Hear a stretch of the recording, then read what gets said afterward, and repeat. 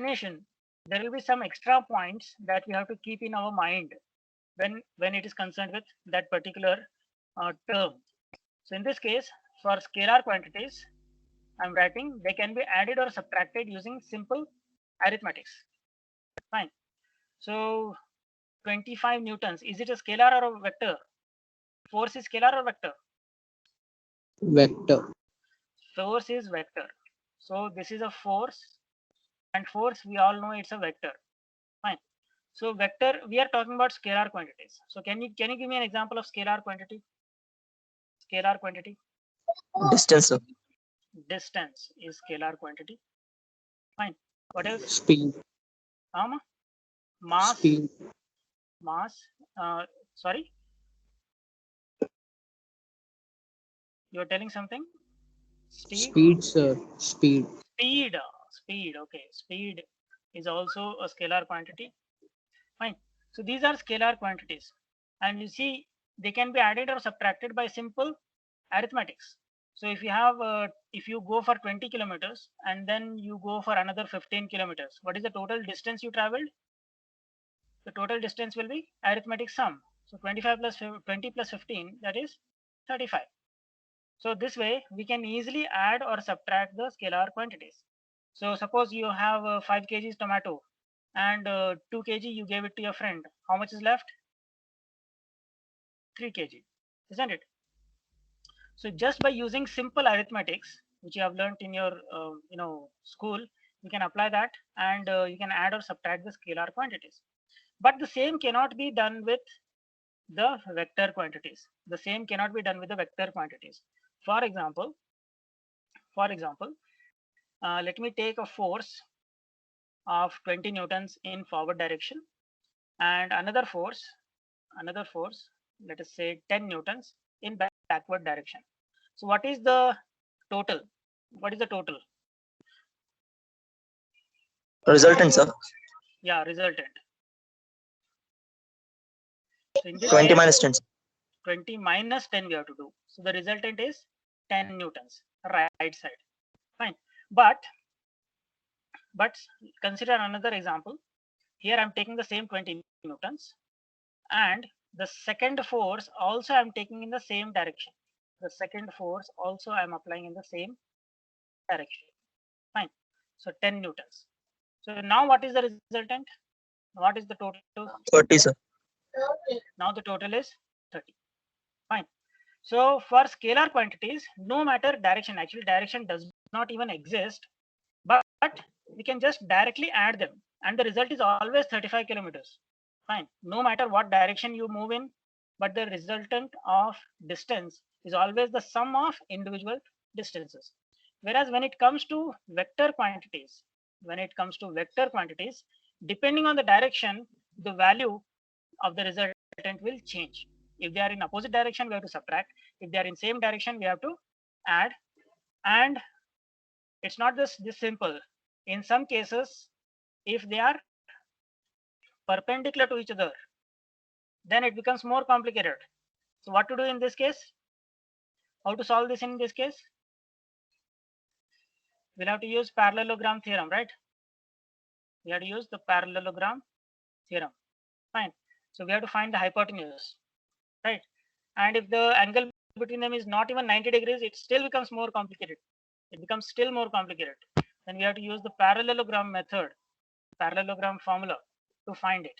Okay? So vectors are not simple and easy to add or subtract, whereas scalar quantities, they are very easy to add or subtract. That's what I'm trying to tell with this point. Okay. So almost all these definitions I have collected in the same way. In the book, if you see, they'll give you a big paragraph, and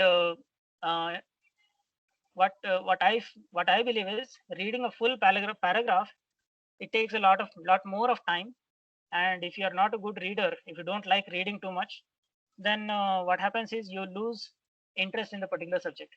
So that is why this special method of collecting knowledge I was able to devise, wherein I'm just giving the definition at the top, and extra points which are relevant to that definition we will be mentioning here below. Fine. So scalars and vectors I have already explained here. Okay. So same way, now here you can see the definition for vector has been given here. So vectors are quantities with magnitude as well as direction. Fine. Now there are two methods of adding the vectors. There are two methods of adding the vectors. One you can see is the graphical method. So in the graphical method, we have triangle method, parallelogram method, or polygon method. Fine. So there are laws also. We have triangle law, parallelogram law, or polygon law, using which we can add the vectors in a graphical way. Okay. So here you can see the procedure for doing the same has been given. So first what we do, the length of the vector has a constant ratio with its magnitude. Fine. So we have to assume some constant ratio with what we are drawing. Fine, because this is a graphical method, we have to solve this by drawing the diagram.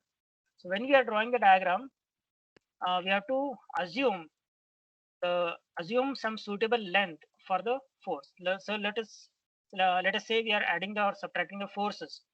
So what we can assume is 10 newtons equal to 10 mm. Fine. So the same scale has to be applied everywhere else. Fine. So when you draw 10 newtons, you will be drawing 10 mm. When you draw 20 newtons, you will be drawing 20 mm. Fine. And by measuring the total length, you will get the sum. Fine. The same can be done here also. You just have to draw 20 newtons or 20 mm in x direction. 10 newtons will be drawn as 10 mm in y direction. And then we have to complete this parallelogram and measure the diagonal. So the measurement of diagonal will give us the result of these two. Fine. So this is the graphical method. This is how we solve that graphically. Okay. Then direction of the line is parallel to the vector quantity. The arrow drawn at the end shows its sense. Fine. So if you draw a line, the line can have two possible directions. One is in this direction or the other is in this direction. So which direction it is, the sense also is very important for a vector to be completely defined. Fine. Then line AB is the vector quantity of A relative to B, assuming the B is fixed. Then coming to the analytical method, in the analytical method, what we do, we use the mathematics and calculations. Mathematics, calculations, formulae we'll be using, and using all these formulae, we calculate the final value. We will not be using diagram. Even if we use the diagram will be just a rough diagram. Whereas in the graphical method, you have to use geometric instruments and draw it neatly. The next definition is distance. As told by your friend, distance is scalar or vector. Distance is scalar quantity. Distance is scalar quantity. Fine. So the length of actual path, this is what makes the distance different from displacement. Fine. So distance is the actual path traveled by an object. Whereas displacement, what is displacement? You can see here the definition, shortest length between the starting and ending point. That is what we know it as displacement. Is it clear? Now that is the reason why distance is a scalar quantity and displacement is a vector quantity. Now here in this diagram, you can see the difference between the two. You can see the difference between the two. Okay, it's not getting copied. Let me take a snip of this.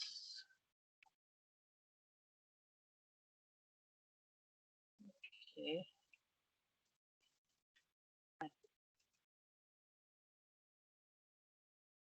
Blue color. Okay. So you can see this distance has been found as AB length, fine, AB length plus BC length plus CD length. So the total length you can see here, it's an algebraic sum, a simple sum we can do to find the distance. But when we are talking about displacement is not equal to AB plus BC plus CD. It is the shortest distance between the starting point and ending point. So this point is the starting point and this is where the journey is ending. Okay, so displacement is the shortest distance between A and B. Fine. So AD distance is calculated here, you can see, and the AD length has been found to be 100. Now just telling the magnitude itself is not enough. Just telling the magnitude is not enough. So because distance is a vector quantity, it also needs direction. So direction, how we are showing? Direction here we are showing as angle with respect to positive x-axis, and that angle is 53 degrees. Okay. So understood the difference between distance and displacement? Any doubts here? So distance is scalar, but displacement is vector. Fine, you should understand this difference. Is this clear? Yes, sir. Yes, sir. If you get any doubts, you can ask me anytime. Okay. Next, coming to the speed. Now, once again, your speed, yes, your friend mentioned speed as a scalar quantity. Now, there is another quantity very similar to speed, which is vector quantity. Fine. And that is velocity. So it is very simple to remember this. S for speed, S for scalar. V for velocity, V for vector. Fine. So that's how you can remember easily. So speed and velocity, what is the difference between speed and velocity? That's my question next. Yes, ma'am. What is the difference? Distance by Speed is rate of change of distance and velocity is rate of change of displacement. Displacement. Fine. Fine. So, okay, let me just come out of this. Speed is distance by time. And velocity, what is velocity? Velocity is displacement. By time. Velocity is displacement by time. So that's why that's what makes this a scalar quantity. Fine, because distance is scalar quantity, hence speed is also scalar quantity. Because displacement is vector quantity, hence velocity is also vector quantity. Fine, that is one way to see. But now let us try to analyze this motion. Suppose you are moving on a bike. You have taken the bike, and you are driving that bike in our college playground. Okay, so you are moving on the bike here. You are sitting on the bike. Okay, you're sitting on the bike here, moving on this, and you're moving in the circular path. Fine. So this is the path that you are taking. Now your speedometer, the speedometer that you have, fine. Your speedometer is showing constant value.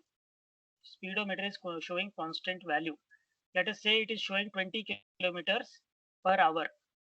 It is showing 20 kilometers per hour. Now, can you tell me what is constant? What is this 20 kilometer per hour? Is it velocity or speed? This 20 speed, sir. kilometer. So this 20 kilometer per hour is speed. Can we call that as velocity? Only when we specified the directions. Only when we specify the direction. And is the speed remaining constant? Is it constant? Is the speed remaining constant?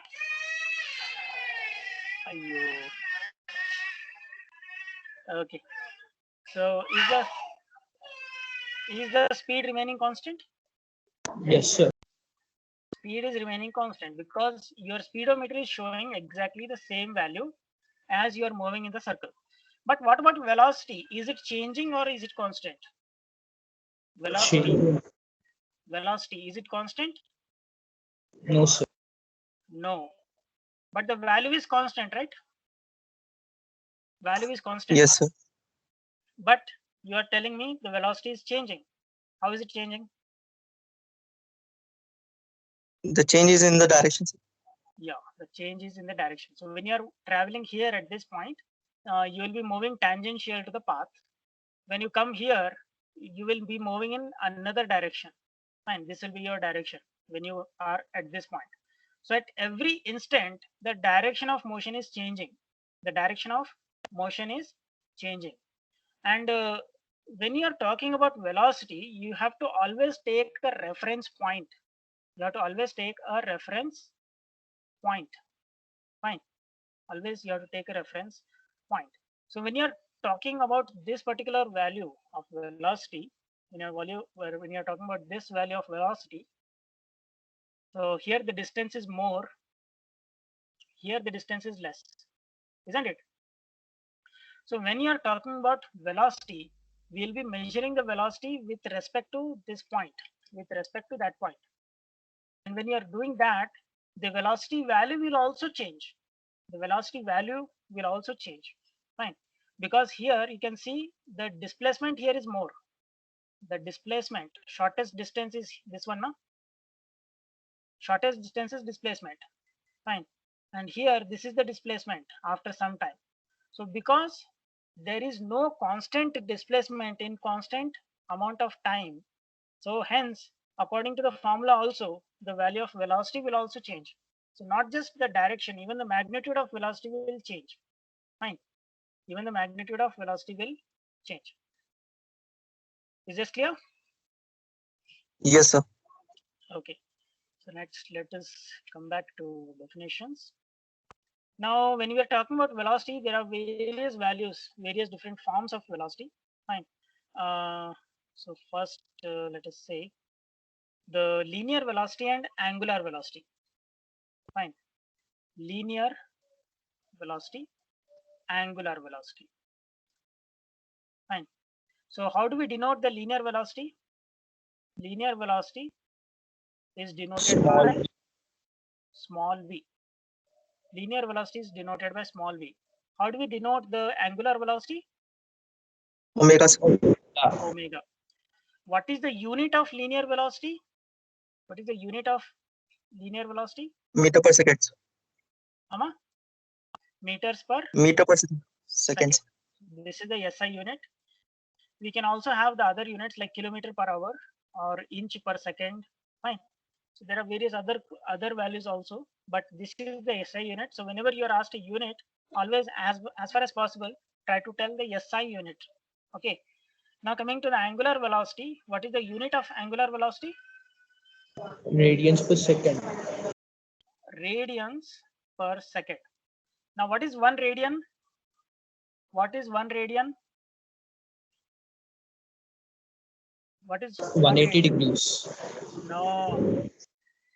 Pi 1 by 1. radian. Pi radians. Pi into 1 radian is equal to 180 degrees. Pi into 1 radian is equal to 180 degrees. So 1 radian will be equal to 180 divided by pi degrees. 180 divided by pi degrees. Fine. So if we calculate, how much do we get? 180 divided by, what is the value of pi? 3.1. 3.14. Fine. So 180 by 3.14. So the value of 1 radian is approximately equal to 57.29 degrees. So 1 radian is equal to 57.29. Okay, it is 57.29 degrees. Fine. So this is the value of 1 radian. This is the value of 1 radian. If you multiply pi to 1 radian, then we will get 180 degrees exactly. Fine. So keep that in mind. Fine. So that is why when you are talking about n, what is capital N? Capital N is measured in RPM, isn't it? Capital N is measured in RPM, isn't it? Yes. Yes, sir. So N is also a one way of writing the angular velocity. N is measured in RPM. And how to convert RPM into omega? What is the relation between them? What is the relation between N and omega? What is the relation between N and omega? Omega is equal to What is RPM? Revolutions per minute. Revolution. Revolutions per minute, okay, or rounds per minute, both you can say. Revolutions per minute. Okay, so when we want to convert the value of n, revolutions per minute, into radians per second, what we have to do? First, we should convert revolution into radians. So one revolution equal to how many radians? 2 pi. One revolution equal to 2 pi radians. Fine. So here I told you now, pi radians are equal to 180 degrees, and one revolution means 360 degrees. Hence 2 pi. So one revolution is 2 pi radians, and 1 minute, this minute should be converted to seconds. So 1 minute has how many seconds? 60 seconds. 1 minute has 60 seconds, and that is why the formula for relation between omega and n is this. Are you getting it? You see, this is why Yes, sir. we keep telling that fundamentals are very, very important. And this is why we keep telling fundamentals are so important. Fine. If you are good with your fundamentals, all the formulae, even all the textbook, you can write on your own. Fine. You need not go back to the textbook, open it and study it. If you are good with the fundamentals, you can go on building the complete theory from the fundamentals. Fine. So this is the relation between omega and n. Now, is there a relation between V and omega? Is there a relation between V and omega? Is there a relation between V and omega? V omega into R. Huh? V into omega into R. V is equal to Omega into R. omega into R. Fine. V equal to omega into R. Fine. So if you are getting confused, sometimes as a student I used to get confused. Omega equal to V into R or this. So which one is correct? I always used to get confused. Of course, this is correct, this is wrong. So one hint here is look at the units. Fine. R is in meters. R is in meters. Omega is in radians per second, and velocity is in meters per second, isn't it? So when you multiply meter and radians, radians will cease to exist. You will get meter. So meter per second, you will get it. Whereas here, what happens? Radians per second, and here meters per second into meter. So here, what will happen? Meter square per second you will get. So this is of course wrong. Fine. So whenever you have a doubt about the formula, you want to check whether what you remember, what formula you remember, whether it is correct or not, you just substitute the units into it and try to see whether both sides of units are the same or not. Both sides of units are the same or not. Fine. So this is correct, this is wrong, right? So V equal to omega into R, that is the relation between the velocity. Then here we have something called rubbing velocity. This quantity also we will come across a lot of times while solving the problems. So what is rubbing velocity? What is the rubbing velocity?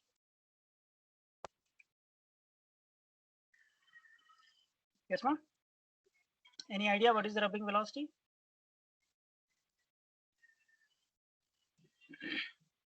So here you can see this is a pin, right? Here you can see this is a pin, isn't it? Let me make this Yes, sir. transparent. Fine. So now you can see there is a pin which is going into the hole of the blue link. Fine. So the green link is having a pin, and that pin is going inside a hole of the blue link. Fine. So now when I talk about the rubbing velocity, let me animate this. Okay. Fine. So now this is moving, right? Oh. Anyway, so this is moving. So when it is moving, there will be some rubbing motion between the blue link and the green link, isn't it? The blue link and the pin, you can say. There will be some rubbing between the blue link and the pin. So the velocity at which that rubbing occurs, the velocity at which the rubbing occurs, that velocity is called as the rubbing velocity. That velocity is called as the rubbing velocity. Is it clear? So now here the Means rubbing action generate the velocity. yes, ma'am. Rubbing action generate the velocity, sir. In Rubbing action will case you generate heat. It will generate heat.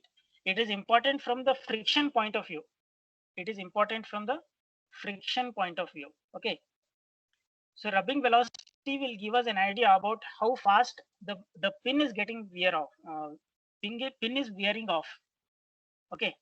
So at some point of time after it operates and the pin has worn off, we may have to replace the pin. We may have to replace the pin. So that is why it is essential to find the rubbing velocity. Okay. Rubbing velocity is the result of motion. You cannot say it will create the motion, right? So force is what creates the motion.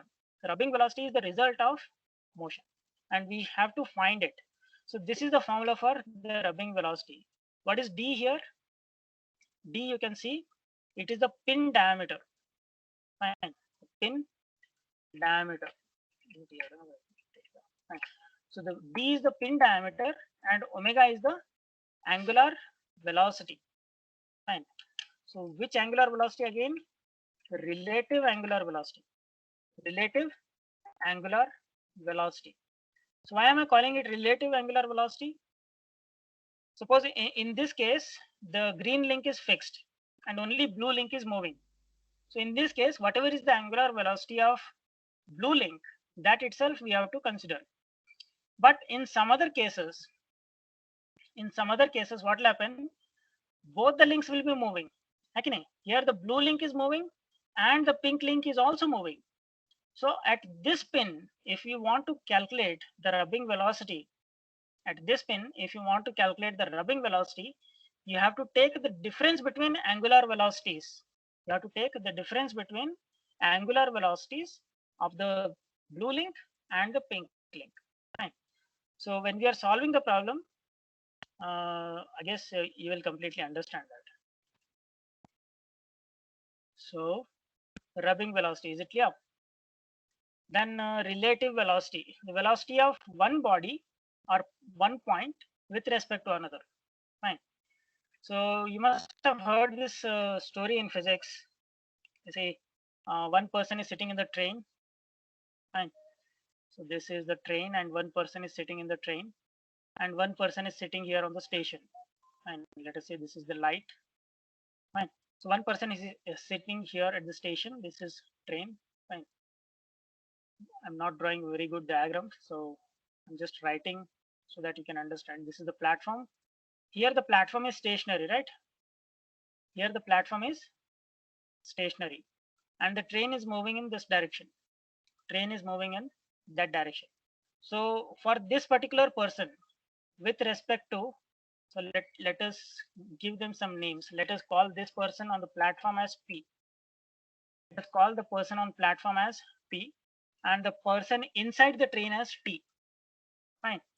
So for this person, with respect to P, what is happening? T is moving. With respect to P, T is moving. But with respect to T, P is moving. Okay? T is just sitting inside the train. Fine. T is just sitting inside the train. So when he watches this person P on the platform, this person is moving backwards for him. Whereas for this person on the platform, he's also sitting on the chair. Fine. For this person P, the person T inside the train is moving, but he's moving in forward direction. Okay? So this is what is relativity. This is what is called relativity. Fine. And the relative velocity is what? Is the difference between the velocity of one person to the velocity of another person. So this is the extreme case wherein one person is stationary, one person is sitting inside the moving train. So you can also have an example wherein let us say there are two cars. This is car number 1 and this is car number 2. Fine. This is car number 2. Now let us say here this car is moving with velocity v2 and this car is moving with velocity v1. So let us say this is faster. This is faster, which means v2 velocity is greater than v1 velocity. So what will happen at some point? Car 1 will overtake the car number 2. Will overtake the car number 2.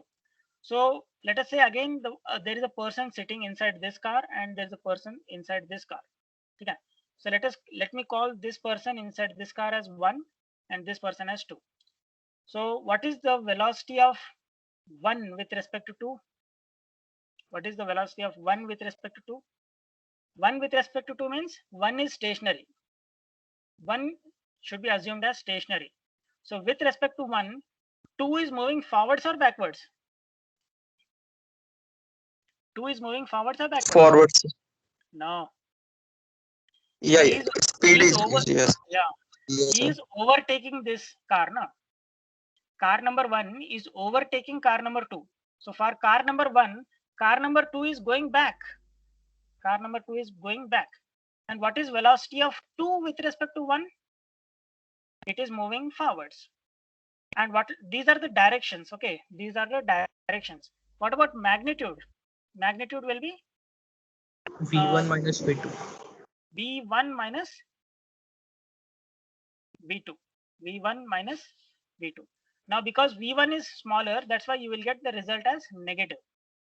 You will get the result as negative, and that is the reason why we are showing direction downwards. Fine. And here this is v2 minus v1. Now because v2 is greater than v1, we will get a positive value. Positive value. And hence that is the direction. That is why we are showing the direction as upwards. Okay. So this is all that we have to study. Now, if you have understood all these quantities properly, there is a simple problem I have given here. Fine. So there is this triangular link here, and we have to find the various velocities. Fine. We have to find the various velocities. Let me take this. Okay. We take a snip of this. Yeah. So this is the problem here. Let's put this problem here. Wow.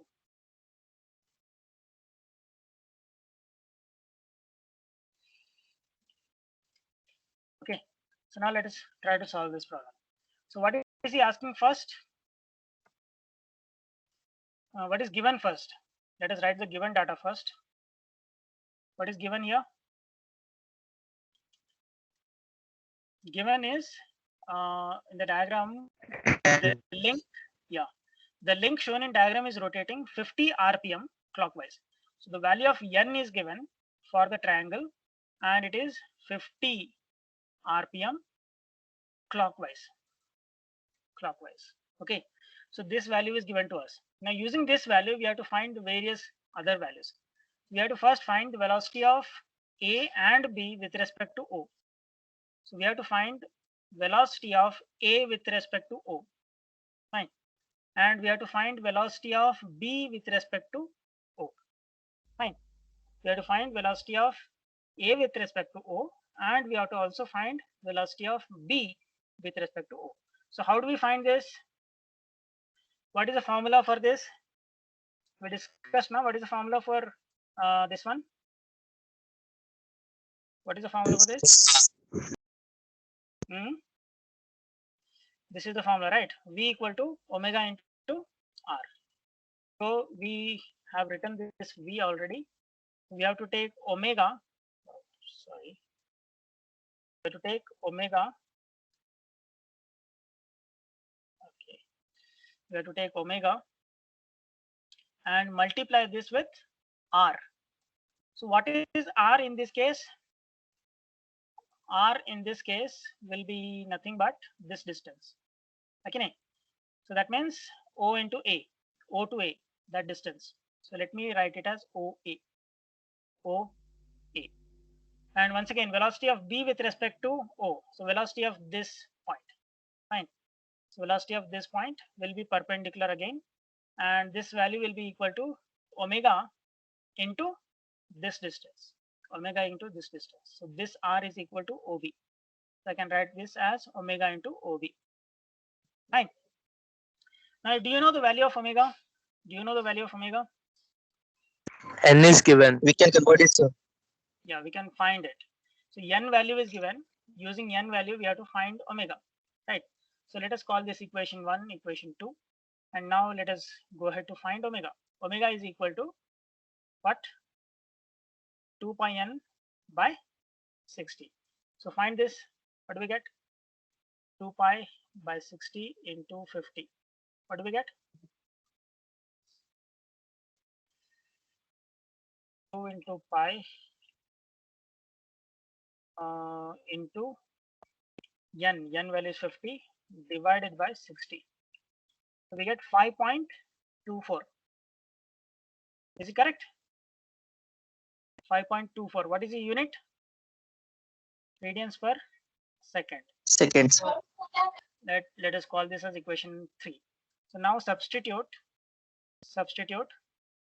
3, equation 3 in 1 and 2. Fine. So what do we get? So velocity of A with respect to O, we get it as omega, that is 5.24 into OA. What is the length of OA? What is the length OA? 40 centimeters. 40 centimeters. So once again, we have to convert it into SI units. What is the SI unit of length? Meters. meters. Okay. So 40 by 100 meters, isn't it? So 40 by 100 is 0.4 meters, right? So what is this velocity? Calculate. This is velocity 5.24 into 0.4, 2.096 or 2.1, we can say 2.1 meters per second. This is the velocity of A with respect to O. Then coming to velocity of B with respect to O, velocity of B with respect to O. Fine. What that will be? Once again, that is omega, that is 5.24 into the length OB. What is OB length? 30 centimeters. 30 centimeters. Because here you can see this is 90 degrees. Fine. So that's how I have twisted the question. I didn't give the length OB, but using the Pythagoras theorem or Budhayana Sutra, we can find this length. So that will be 50 square minus 40 square under square root. Fine. So this is 30, right? So 30 centimeters means 0.3 meters. Once again, find this. How much? So 5.24 into 0.3. 1.57. 1.57 meters per second. Okay. So we found the two values. So first bit is solved. Next, he's asking relative velocity of A with respect to B. Relative velocity of A with respect to B. Relative velocity of A with respect to B. So we have to use the graphical method for this. Graphical method, we will have to use it. Okay. So what we have to do, we have to put both the directions. So this is velocity of A with respect to O. This is velocity of B with respect to O. Fine. So now both these we have to draw. Both these we have to draw. So now because this is graphic solution, I will have to take AutoCAD. Okay. Take AutoCAD and solve this. Velocity of A and of B, we have found it. Let me take a snip of this. We take a snip of this and place it in AutoCAD.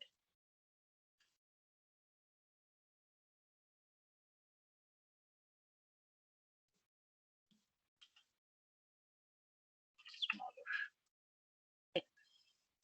Now I want to use the graphical method. Okay. So the fixed point O, we have to take it as point. The fixed point O, we have to just take it as a point. From there, we have to. So from there, we'll have to draw these lengths. So velocity of A with respect to O, that is 2.1 meters per second. So 2.1 meters, I will just assume it as 21 mm. I'll just assume it as 21 mm. So from here, in some direction, 21 mm. Oh, it's very, very small. Reduce this. Fine.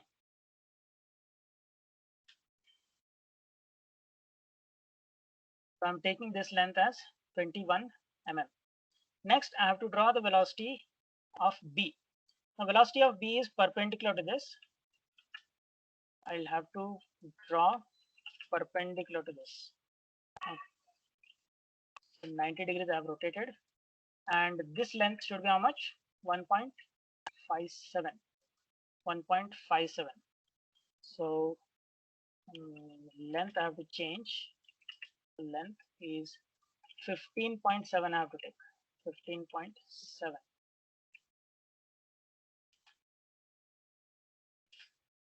15.7.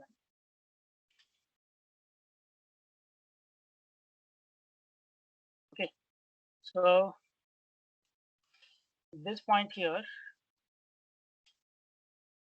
is the point O.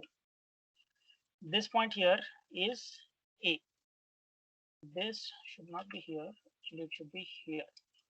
This point is A, and this point here is B. This is velocity of B with respect to O. This is velocity of A with respect to O. Now we have to find velocity of, what velocity we have to find? Velocity of A with respect to B. Velocity of A with respect to B. So that will be this line. This is the velocity of A with respect to B. This is the velocity of A with respect to B. So I have to change this. The menus have disappeared. Bring them back. Okay, I want to put the dimensions, inclined dimensions I will put. Okay, so this I took 21 mm, this one 15.7 mm, this one I'm getting 26.22 mm. This one I'm getting 26.22 mm. Fine. So if we take this, go back here. Okay. So this is the graphical solution I have taken. So for drawing this, you have to use all the drawing instruments, because in exam you will not have AutoCAD. You should be able to use your instruments, drawing instruments. You should be able to use. You have to use the scale, protractor, and whatever other instruments are required. You have to draw this diagram, and from the diagram you will get the solution. From the diagram you will get the solution. So velocity of what? Velocity of A with respect to B is how much? This velocity is how much? This is 2.1 meters per second. So 2.1 meters per second, we have drawn it as 21 mm, and here we are getting 26.22 mm. So we have to convert it back into meters per second. So how to convert it back? 21 by 10, we are getting this. So same way, 26.22 divided by 10. This is what we get. So rounded off value will be 2.6 meters per second. This we got it from diagram. From the diagram. Is it clear? Any doubts here? Yes, So- manually we should in writing the exam. Yes. You have to draw the diagram. And from the Okay. diagram, by measuring this length, you will get it. So Okay. mathematically we can't Huh? prove. Mathematically Write this. So, Mathematically, it will be a lot more complicated. Mathematically, it will be a lot more complicated. Okay. So in this particular case, of course, this is a very simple problem, and this I have created for demo purpose while taking the class, so that you can understand the definition of all the velocities. Okay. So in this case, okay, it's relatively simple because this is a right angled triangle. You can just Pythagoras theorem to find it. But in complicated mechanisms, there will be a number of linkages interconnected. Fine.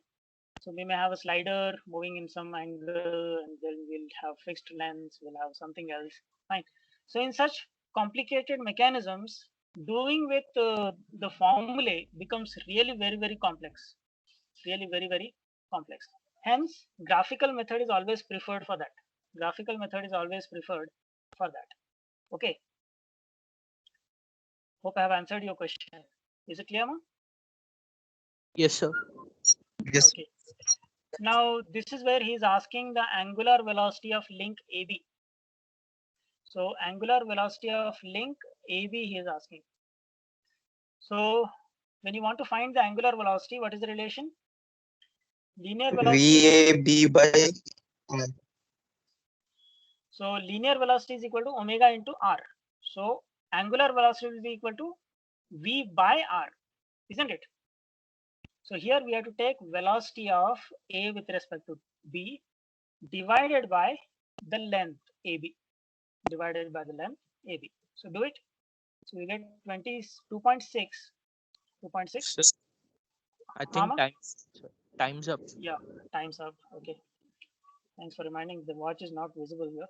What's the next class? Manufacturing processes, sir. MPC. So you can leave. You can leave. I'll take the attendance. No problem. And next class we will continue from here. Okay. I hope the class has got recorded, right? Thank you, sir. Okay, the class has been recorded. Okay, I'm stopping the recording.